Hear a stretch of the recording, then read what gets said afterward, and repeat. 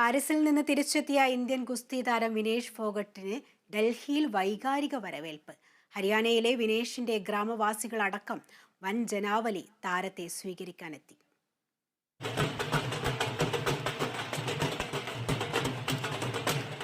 പത്ത് മണിയോടെയാണ് വിനേഷ് ഫോഗട്ട് ഡൽഹി അന്താരാഷ്ട്ര വിമാനത്താവളത്തിന് പുറത്തെത്തിയത്.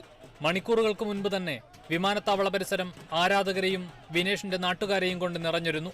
ഹരിയാനയിൽ നിന്നടക്കം നൂറുകണക്കിന് ആളുകളാണ് താരത്തെ സ്വീകരിക്കാനായി എത്തിച്ചേർന്നത്.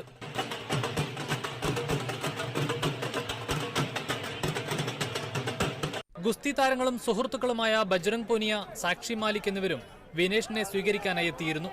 തുടർന്ന് തുറന്ന വാഹനത്തിൽ ഡൽഹിയുടെ തെരുവീഥിയിലൂടെ ആവേശകരമായ റോഡ് ഷോ.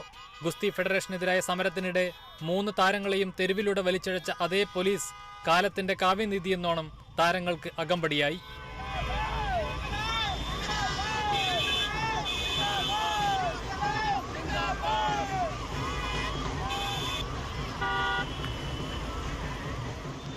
അങ്ങേയറ്റം വൈകാരികമായ സ്വീകരണത്തിനിടെ വിങ്ങിപ്പൊട്ടിയ വിനേഷ് ഫോഗട്ട് രാജ്യത്തിന് നന്ദി പറഞ്ഞു.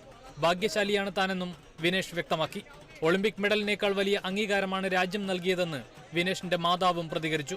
വിനേഷിന്റെ ജന്മദേശമായ ഹരിയാനയിലെ ചാർക്കി ദാദ്രിയിലും വിപുലമായ ആഘോഷ പരിപാടികളാണ് താരത്തിനായി ഒരുക്കിയത്.